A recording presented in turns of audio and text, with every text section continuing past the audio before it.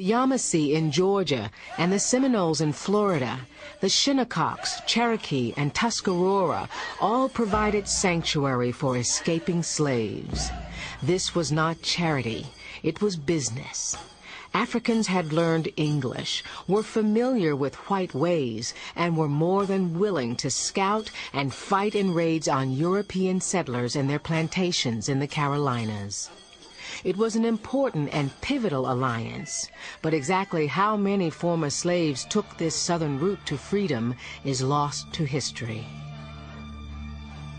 The number of slaves who allied with Native Americans in the 17th and 18th centuries may be unknown, but many of their descendants still live with the tribes they joined more than 300 years ago. In fact, on the General Council of the Seminole Nation today, 3 seats are held by African Seminoles, who are still referred to as Seminole freedmen. To know that there's still African American families in this country who can trace their genealogies back even before the founding of this country is mind-blowing. Underground Railroad. Do you imagine a train rolling north along underground rails? Do you see poor, shivering slaves being led through trapdoors and dark tunnels? Well, if that is what you see the myth.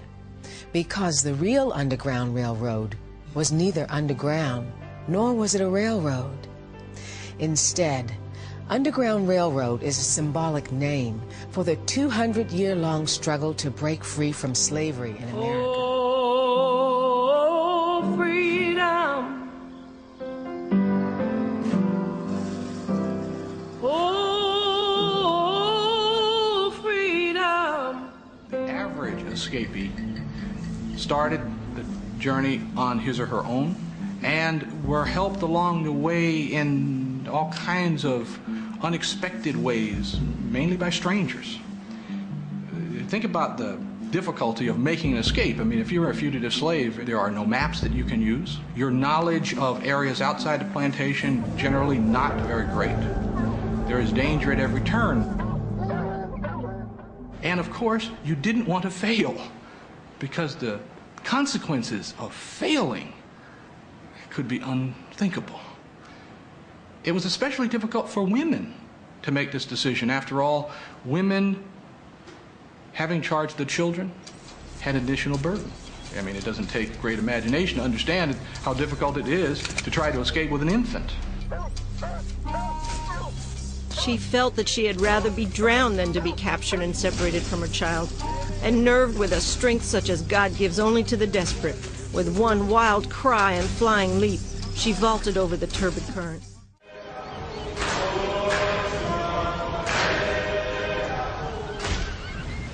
The seeds of the Underground Railroad were sown in 1526, when Spanish settlers brought the first indentured servants from Africa to the North American mainland, at what would become Sapelo Sound, Georgia. In 1619, 100 Africans were shipped to Jamestown. Only 20 survived the trip to serve in the brand new British colony called Virginia. And as a new nation was born, so too was a thriving slave trade. Negroes for sale. A cargo of very fine, stout men and women in good order and fit for immediate service. Conditions are 1/2 cash or produce, the other half due January next. Plantation owners deeply believed that slavery was an economic necessity, and that the slave trade was its human stock market. Unconditional submission was the enslaved African's fate. To disobey or run away was to sign your own death warrant. We teach them they are slaves, and to the white face belongs control, and to the black obedience. Plantation owner, 1820. How I hated slavery, as it fettered me and beat me and baffled me in my desires. In my period of despair, it gave me the power to hate. But in the end, it also gave me the will and the courage to conquer or die. John P. Parker, former slave, 1845. Don't forget that slavery, theoretically, in its purest form, is absolute power of one person over another person. I don't have to tell you what horrible possibilities that conjures up. Life for enslaved Africans during slave time was like hell. There's no way that we can romanticize it or minimize it. Never having that free will to even think or do for yourself. I can't even fathom what that life would be like. To be relegated to boy all of your life until you became so old that you couldn't work. So what manner of people are we? What manner of people are our ancestors that they could endure and hope and pray and struggle that a better day would come? Slavery is at the core of what America is. You take slavery out of the American experience, you don't have America. Slavery is quintessentially a shaper of American culture and American expectations. To see fathers and husbands sold away, to be beat, raped daily, to be murdered in the hills and valleys of the southern parts of America. They yearned for a better day. They were fed up. My great-great-grandfather was one of those people, fed up, and he knew that he had to take his own freedom. So what choice was there? We think of the route to freedom as running in one direction, running from the south to the north. But it's important to remember that in the 1600s and 1700s, before the Revolutionary War, slavery was legal in all 13 colonies and in Canada. And a runaway slave was just as likely to be recaptured or killed in the north as in the south. Right here in the heart of Philadelphia, the so-called city of brotherly love, they sold slaves on auction blocks. There were slaves in Boston. There were slaves in New York City. There were slaves in New Jersey. There were slaves all through New England. We were programmed early in our schools that all slavery occurred in the South. That isn't true. So for the earliest pioneers of the Underground Railroad, there were very few options. One was to run off into the vast tracts of unexplored land to the west, a journey almost certainly doomed to failure. Another was to flee south into Spanish Florida, Mexico, or the Caribbean.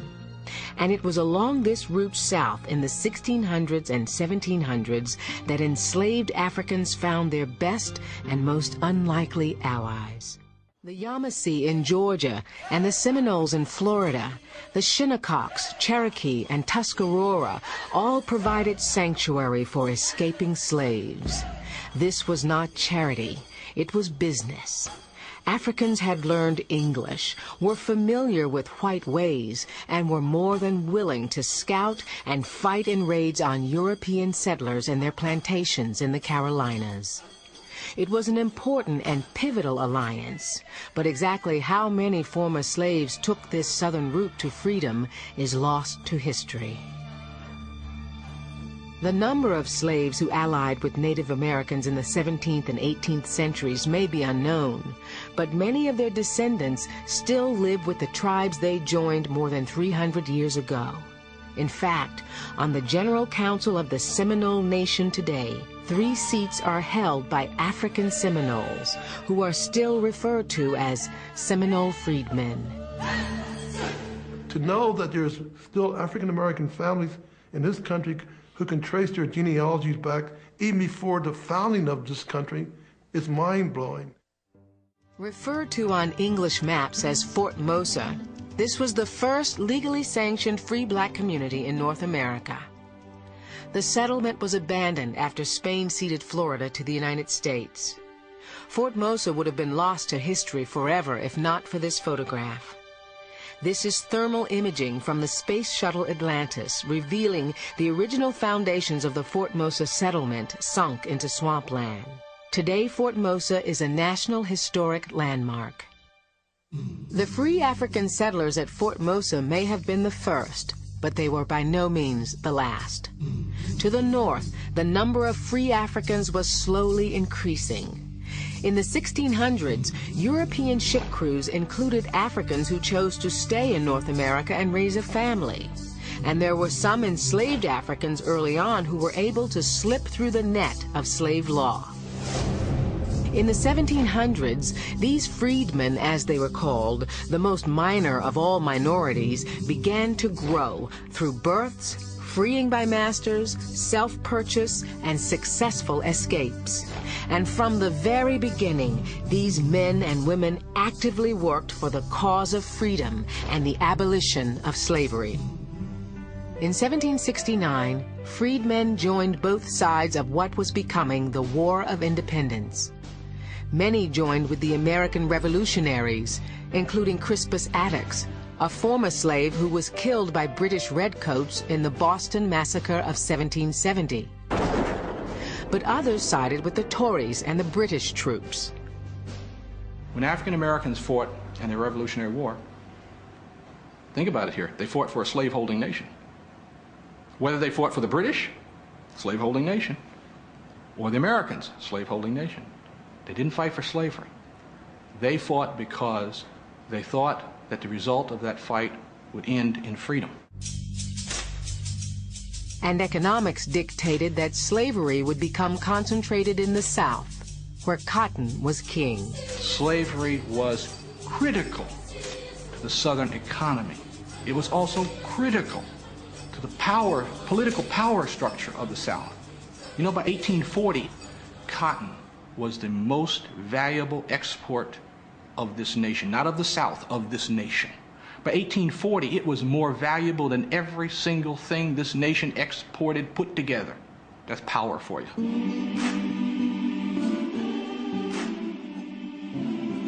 And as slavery became concentrated in the South, the small numbers of free blacks who had been spread out across the United States began to concentrate in the North. And in the North, the freedmen quickly became vocal activists for the abolition of slavery. They are pushing hardest for America to live up to the sacred words of its documents, of its Declaration, of its preamble, of its Bill of Rights. These are the people who are saying to America, if you say it, do it. The Underground Railroad and those people who participated in it tried to make it very uncomfortable for us to be hypocritical. And they succeeded. By 1786, 14 northern states and territories had abolished slavery or legislated gradual emancipation. The boundary between the free states of the North and the slave states of the South came to be known as the Mason-Dixon Line, named for the men who originally surveyed the Maryland-Pennsylvania border. So by the beginning of the 1800s, crossing this line became the goal for most slaves seeking freedom.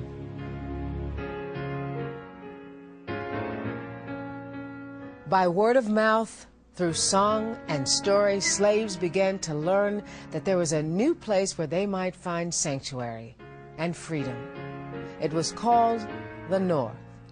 But where was the North, and how did you get there?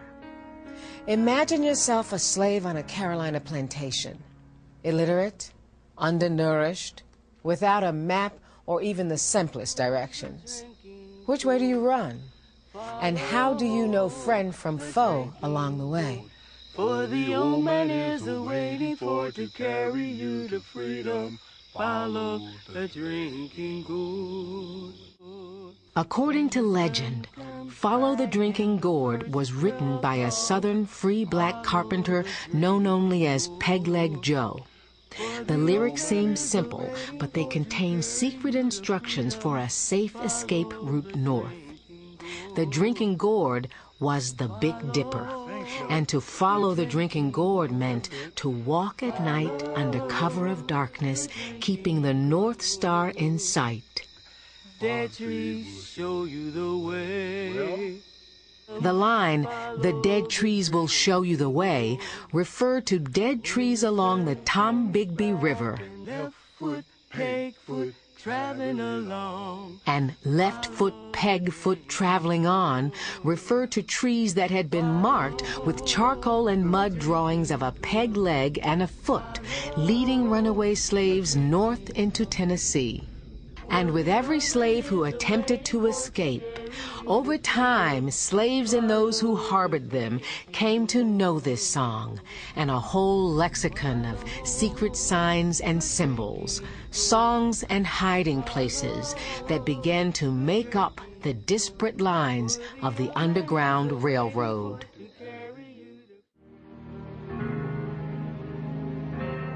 Frederick Douglass was the son of a slave and her white master.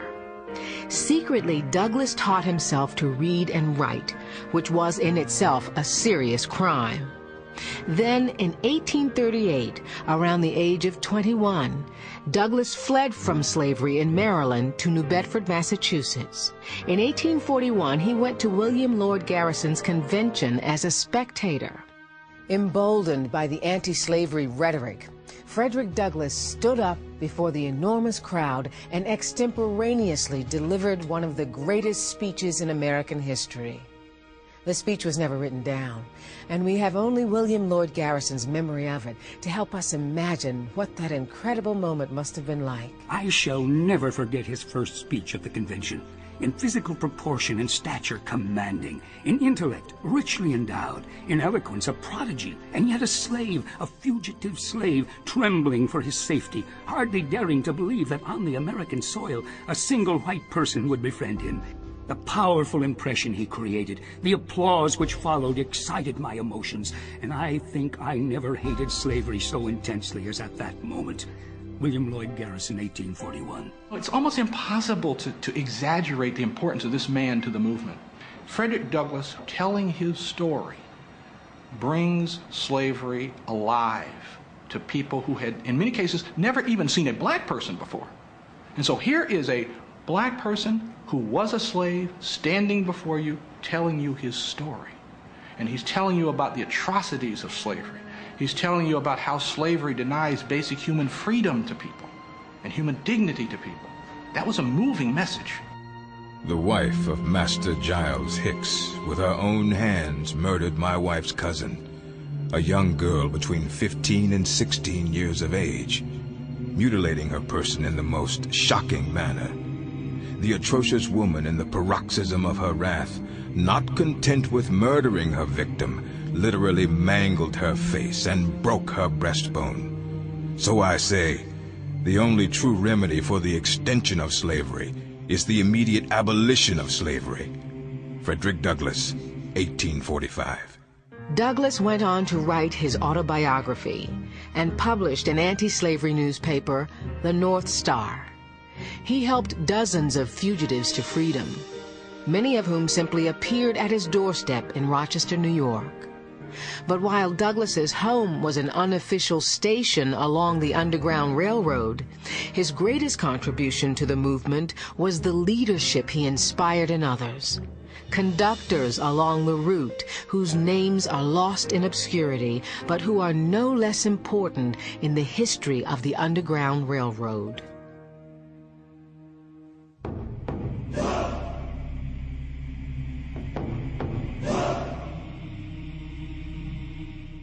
When historian Charles Blockson was 10 years old, his grandfather began to sing songs and tell stories about his family. His grandfather, James Blockson, and his cousin, Jacob Blockson, had been slaves who'd run away underground. But like thousands of others who'd fled north along invisible rails, the Blocksons had kept the secrets of the Underground Railroad locked in their hearts until they died. Years later, when Charles was a grown man with a family of his own, he was in a used bookshop in Philadelphia where a ragged old book caught his eye. The cover was torn. I had it rebound since. It said Underground Railroad. And I opened the book up, and there was a portrait of William Still. And lo and behold, the next page I opened to was 488.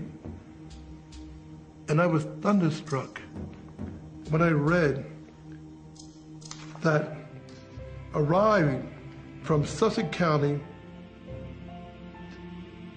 Delaware, in 1858, Jacob Blockson, George Allagood, Jim Allagood, and George Lewis They arrived, and he told their story to William Still. The author, William Still, was one of the most tireless workers on the Underground Railroad. Nearly forgotten today, between 1840 and 1861, Still and his family harbored more than 2,700 runaway slaves at their home in Philadelphia. Working with whites and free blacks from Florida to Canada, Still developed a loose network of friends who would assist fugitive slaves by foot, cart, and ship. He kept rare day-by-day records of his activities.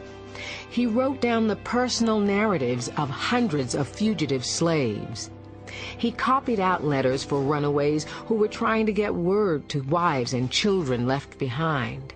And he then arranged to have those letters smuggled to the South. Dear wife, I now inform you I am in Canada and am well, and hope you are the same, and wish you to be here next August. I am doing well working for a butcher, and will get good wages in the spring. I now get $2.50 a week. I expect you, my wife Leanne, and our sons Alexander and Louis and Ames will all be here soon, and Isabella also. If you can't bring all, bring Alexander surely. Write when you will come, and I will meet you in Albany. Love to you from your loving husband, Jacob. So this is my family, documented by William Still. I felt like a bolt of lightning just struck me. I couldn't move. I was broke out in sweat because here documented in this book, this classic, was James Bloxon, and later he talks about Jim Bloxon, the same James Bloxon that my grandfather, his father, was singing about, and I at the age of 10 years old. It was like deja vu. All that went around came around.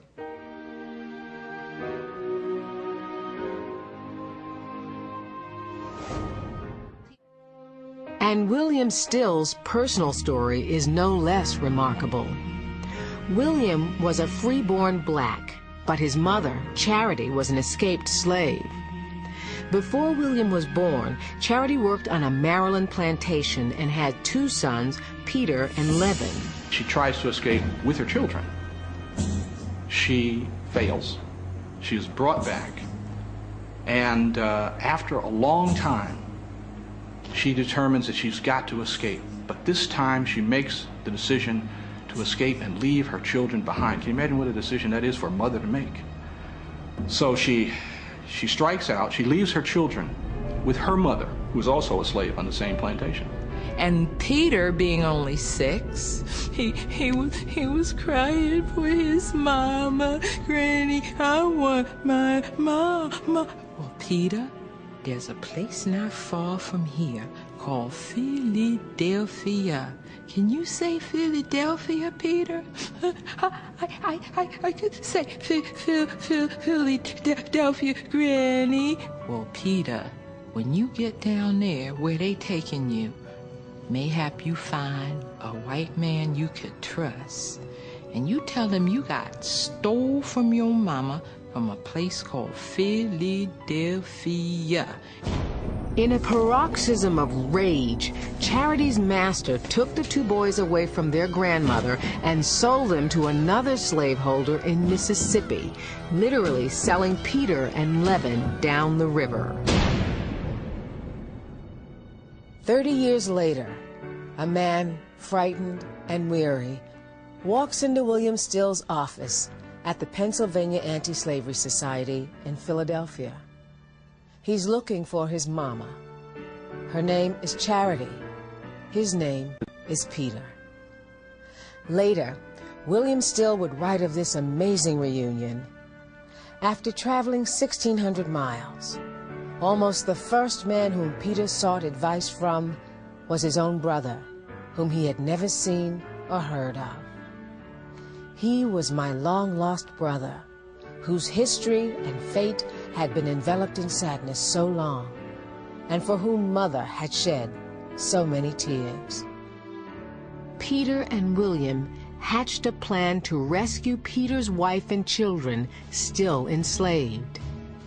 During the daring rescue attempt, one of Still's compatriots, a white conductor named Seth Conklin, was killed, and Peter and his family were all returned to slavery. Letter to Slave Master B. McKiernan from William Still. Now, sir, allow me to make an appeal to your humanity. Although we are aware of your power to hold as property those poor slaves. Your present humble correspondent is the youngest of Peter's brothers and the first one he saw in arriving in this part of the country. As regards the price fixed upon by you for the family, I must say I do not think it is possible to raise half that amount. But, sir, will the money be as great a benefit to you as the satisfaction you will find in bestowing so great a favor upon those whose entire happiness in this life depends upon your decision in the matter? Your obedient servant, William Still, August 1851. No reply to this letter was ever received from Master McKiernan. It was an Underground Railroad fairy tale, without the part where they lived happily ever after. This is the real Underground Railroad, a mammoth, dangerous struggle for freedom that failed as often as it succeeded. But the passengers and the conductors along the line were undaunted. They persevered and began to come up with ingenious escape plans, desperate measures called for by desperate times. The Fugitive Slave Law of 1850 was without a doubt unconstitutional. There were many clauses in that law that were so favorable to the South that freebooters, both North and South, took advantage of it and kidnapped free Negroes and sold them into slavery. In the state of Illinois, bordering on the Ohio River, nearly all the free Negroes were kidnapped and sold into slavery by 1851. Illinois Senator Shelby M. Cullen.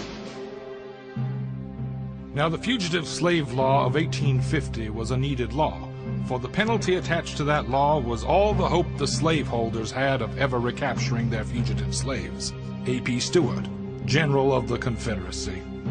The Fugitive Slave Law in 1850 called upon non-slaves, black and white, to help in the return and the capture of fugitives. If a man is walking down the street and a fugitive runs by and slave catchers are chasing this fugitive, that man can be deputized on the spot and the person would be forced to help in the return of that fugitive under penalty of fine and imprisonment. The Fugitive Slave Law of 1850 was extremely effective in large part because it was so harsh. The northern United States was no longer a safe haven for escaped slaves. And so the Underground Railroad had to expand all the way into Canada, where slavery had been abolished more than 100 years before.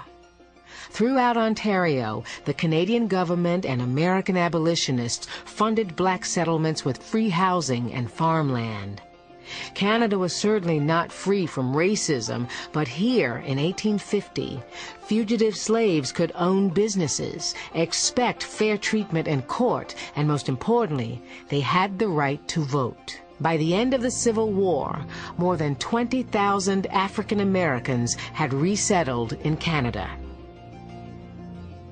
But getting to Canada was getting tricky, and in 1850, William and Ellen Craft were caught in the crossfire of the Fugitive Slave Act. They had reached Boston and were immediately sent into hiding. They were hidden in the home of Lewis Hayden, a former fugitive slave who, with his wife, Harriet, had provided a refuge for hundreds of escaping slaves. The Fugitive Slave Law came literally to their front door. Slave catchers come to town. Lewis Hayden piles kegs of gunpowder on his front porch, and he stands there with a torch, and he says, "You will not take a slave from this building." And he threatens to blow everybody up, including the slave and the slave catchers and himself up, before he will allow the slave to be taken. He discourages the slave catchers. Other blacks show up, and eventually these catchers of slaves leave the city. While the Fugitive Slave Law of 1850 resulted in the unjust capture and death of countless African Americans, ironically, it also had positive effects its legislators had never intended. Many people in the North, who had cared little about slavery until then, turned against it. It re-energized and led to the expansion of Underground Railroad routes, and it inspired one woman to lay her life on the line again and again for the cause of freedom. That woman was Harriet Tubman. Come on up, I've got a lifeline. Come on up to this train of mine. She said her name was Harriet Tubman, and she drove for the Underground Railroad. Harriet Tubman was born a slave in Bucktown, Maryland. She was one of 11 children, and she was beaten daily because they wanted to break her spirit. She was never a submissive child. She was a Spitfire, they called her. At the age of 5 and 6 years old, anything that she did wrong, they would beat her with lashes across her face, her neck, and her back.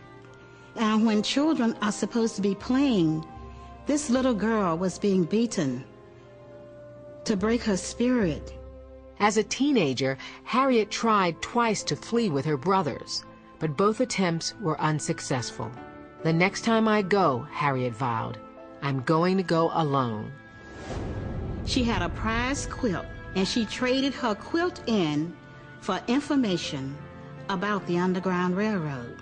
And she struck out for freedom in the summer of 1849. She had vowed, she said, there was one of two things I have a right to, liberty or death. If I can't have one, I will have the other. No man shall take me alive. I will fight for my liberty, and when the time comes for me to go, only the Lord will let them kill me. As so many before her had done, Harriet set out with no plan or destination, only to follow the drinking gourd, the North Star, to freedom. The route through eastern Maryland was treacherous, filled with armed patrols on horseback and bloodhounds. Placards advertising rewards for the capture of runaway slaves were posted at every tavern and crossroads. But Harriet persevered and arrived in Philadelphia. I looked at my hands to see if I was the same person now I was free. There was such a glory over everything. I felt like I was in heaven. Harriet Tubman. Her freedom was just not enough for her. She thought about her friends. She thought about her other relatives. And so she vowed to go back. She had the name of Moses because of her ventures of going back repeatedly into slave territory. From 1850 to the outbreak of Civil War, Harriet Tubman returned south some 19 times to personally conduct as many as 300 fugitives, including her own mother and father and those brothers who had tried twice and failed. Again and again, Harriet went back through the eastern shore of Maryland, through the Great Dismal Swamp, across the Delaware River, and 500 miles more into St. Catharines, Ontario, Canada, where the runaways would be safe. So great was her courage, so triumphant her success, that planters in Maryland offered a $40,000 reward for her capture, the highest bounty ever offered for any worker on the Underground Railroad. And to never have been captured? She often boasted, I've never ran my train off the track, and I never lost a passenger. And that was true.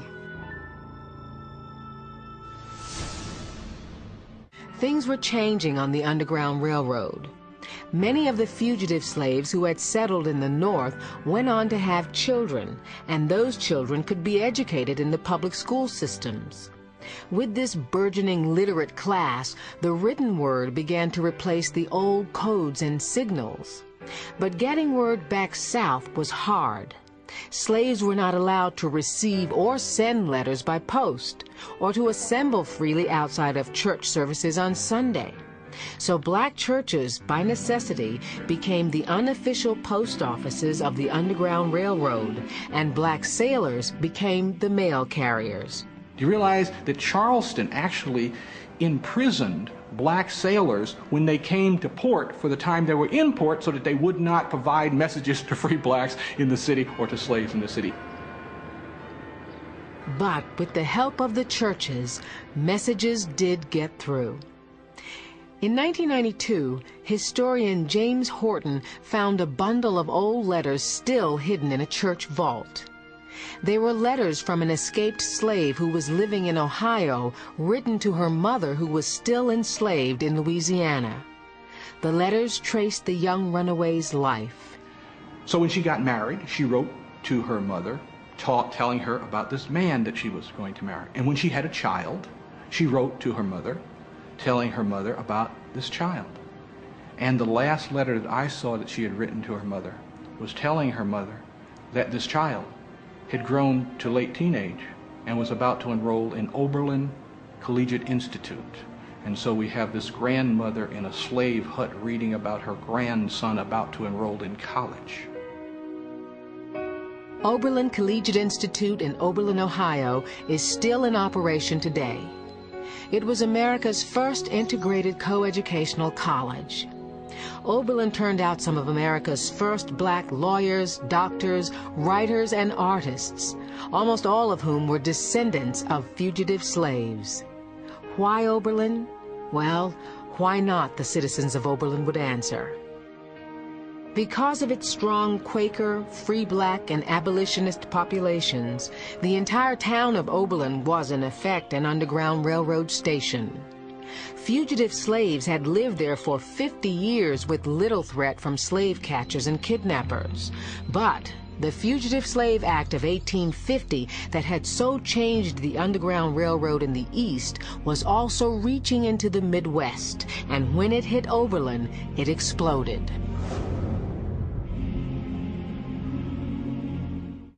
It's estimated that the federal government spent anywhere between $20,000 and $100,000 to bring one fugitive slave out of Boston. He was later sold for $962 at auction. The Anthony Burns rescue, or attempted rescue, and his return becomes, I think, a pivotal moment in the anti-slavery movement, because I think it makes the point that slavery happens to real people. And then, in 1857, at the trial of fugitive slave Dred Scott, all those real people are dealt the severest blow of all. Chief Justice R.B. Tawney hands down his decision in the Dred Scott case, reducing all slaves to nothing more than property. The Negroes have never been, will not, and cannot be citizens of the United States. They have no rights which the white man is bound to respect. Chief Justice R.B. Taney, 1857. In one fell swoop, all the work that had been done on the Underground Railroad was about to be undone in the eyes of the law.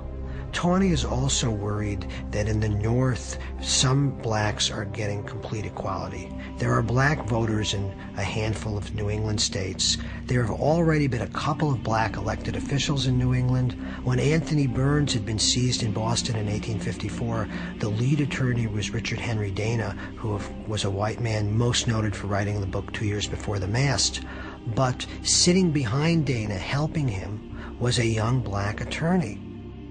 I think that Tawney truly believed that blacks had only one place in American society, and that was as slaves. He did not like free blacks. He did not want free blacks in his world. At the national level, there was going to be no aid, no assistance, no recourse, and no place to go for blacks. It upped the ante. It intensified the situation enormously. And for them to be told that after doing every single thing you expect a good citizen to do, that you are not a citizen. You're talking anger here. People were just furious. Charles Lennox Ramon stands up and says, "We owe no allegiance to a country that grinds us under its iron heel and treats us like dogs." The time has gone by for the black man to speak of patriotism. We are talking about really angry people. The beginning of the end came with the first battles of the Civil War. It was not the first time blacks would choose up sides in a battle for freedom on American soil, but it was the first time they would win.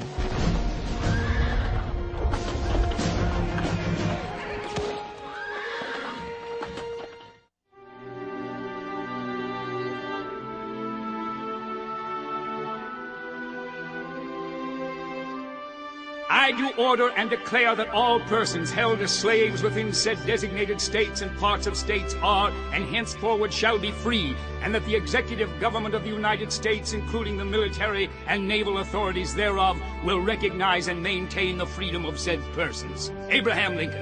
After the outbreak of Civil War, and particularly after the signing of the Emancipation Proclamation in 1863, the Underground Railroad shifted its focus. Abolition societies and vigilance committees became relief organizations, collecting funds, food, and clothing for the legions of African Americans who were now finally free. In some ways, the real work had just begun, and it continues to this day.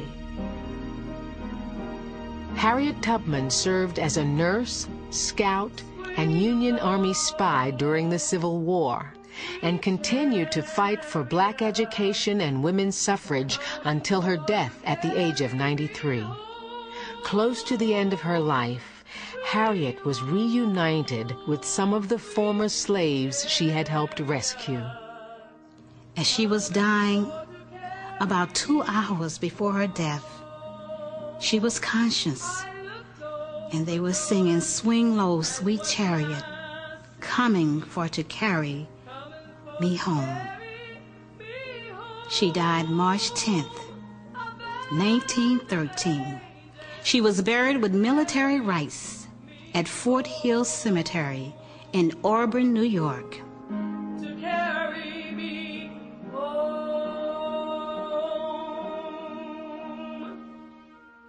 Frederick Douglass continued to speak and write for equality, and eventually served as U.S. Marshal of the District of Columbia, and then U.S. Minister to Haiti. After a lifetime of hard work, John P. Parker lost his business to an arson fire, and wrote it into his will that he would disinherit any child who went into the family business. All 6 Parker children became educators. His son, Cassius Clay Parker, rising to superintendent of the St. Louis public school system. William Still published his personal diaries as The Underground Railroad in 1872. He died in 1902 and was buried in Philadelphia's African American Cemetery. The New York Times called him the father of the Underground Railroad when he died. This was a man who had 1 year and 1 month of formal education. So don't tell me, life is so hard, it stands in my way. You have to claim, you have to follow that star, reach for that star, just as our ancestors did. That's my message, not just to our still children, not just to African American children, but to every young person in America and really in the world.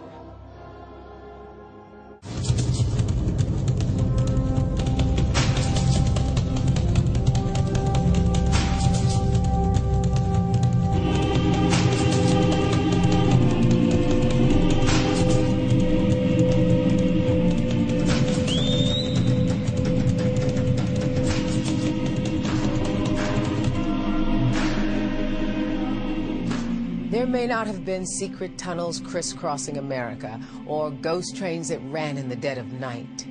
But the real story of the Underground Railroad is so much better. It's so much bigger than those old myths we grew up with. The history of the Underground Railroad is the history of America and shows us what we are capable of accomplishing in the name of freedom, no matter what obstacles may stand in the way.